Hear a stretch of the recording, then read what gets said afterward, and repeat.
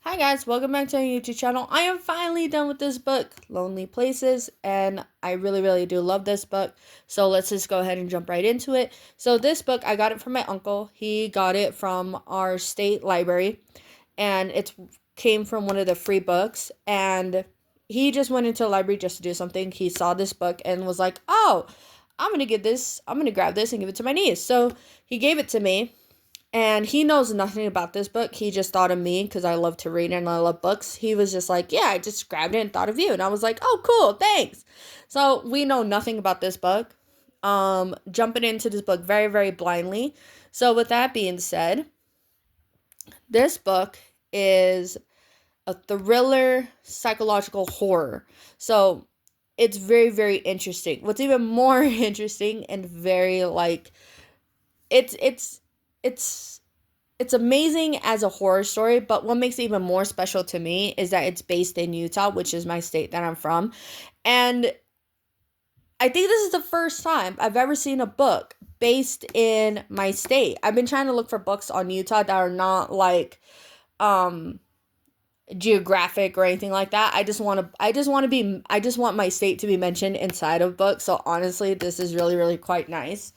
And I just found it funny because some like the places that it mentioned I've never been. Like I don't think I've ever been to Fish Lake. If I have, I know some of my friends and family will correct me on that, but I don't know many of the lakes here in Utah. The only ones I know are Strawberry, Moon Lake, and Jordanelle. Those are like the only ones I know.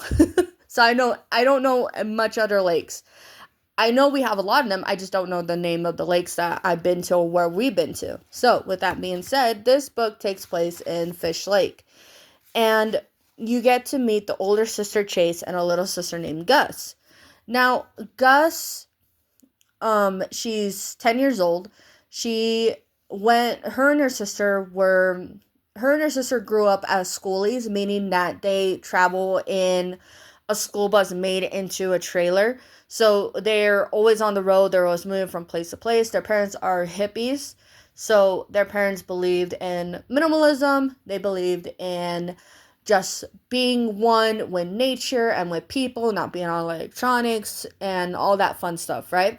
So Chase is very resentful about that because she never agreed to this kind of lifestyle, but of course she has to do it because it's what her parents said.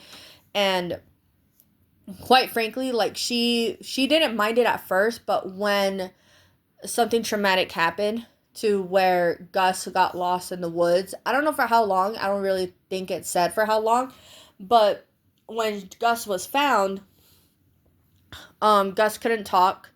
She doesn't really say much, she doesn't say anything, she's just very to herself and very quiet. And her parents took it as like, oh, she'll come around, like we're just gonna push it off to the side and we'll just wait for her to come out of her shell.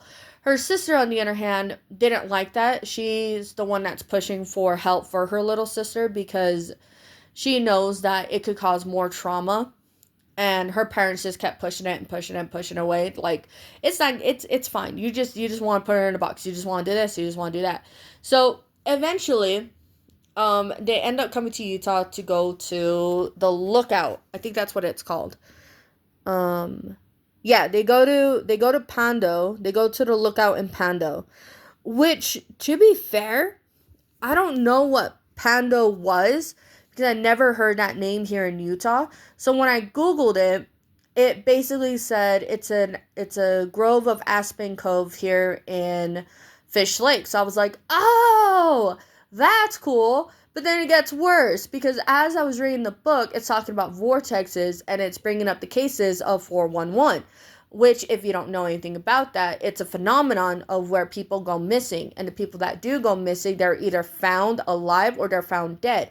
Meaning that, let's just say you're out in the woods and you're with a friend, and then out of nowhere your friend is missing, and you have this big search party and you're trying to look for your friend, but you can't find him or her.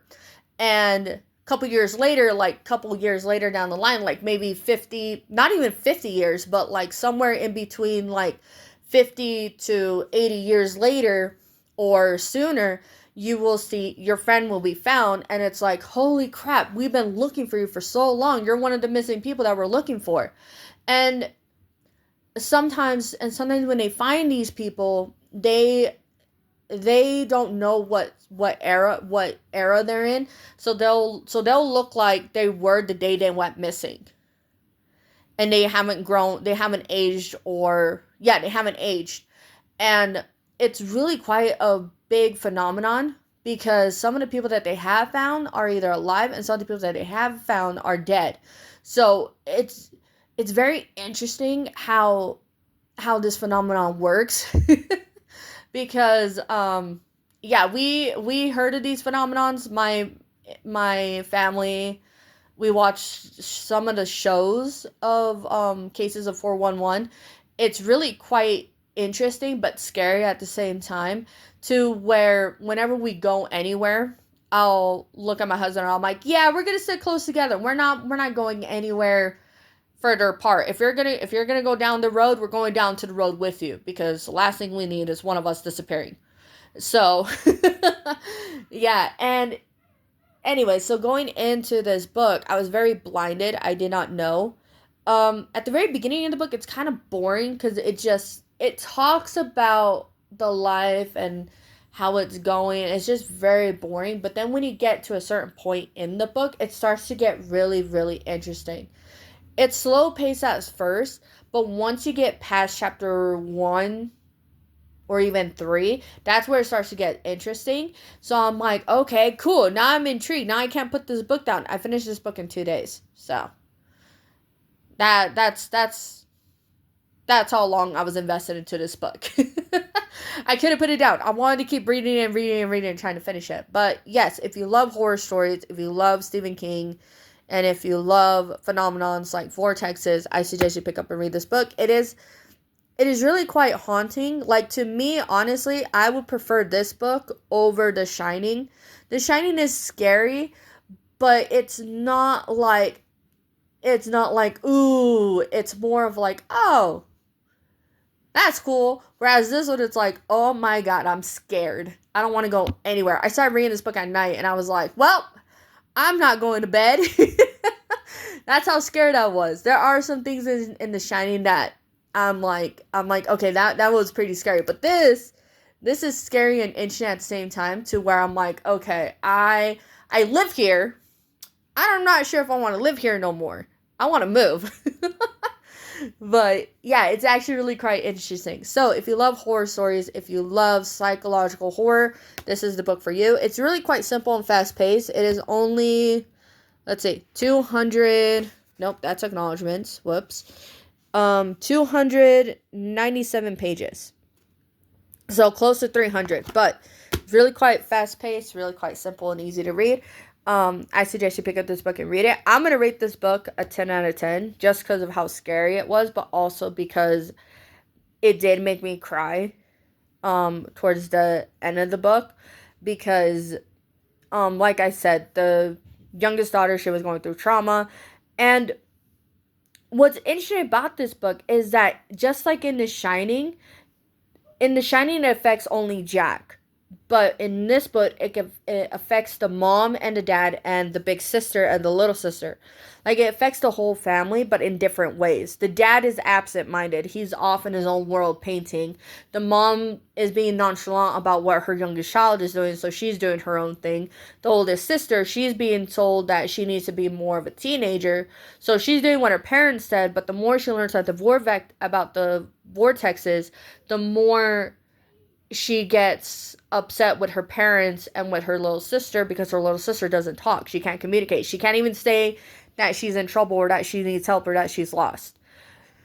So she's very, very protective, and her parents just basically had enough of the older sister. So they're like, so they basically just told her, go away, go live your life. So she does, and it becomes her worst mistake ever. So with that being said, I suggest you pick up this book. Really quite simple and easy to read. And I hope you enjoyed this video. I'll see you guys on the next one. Bye.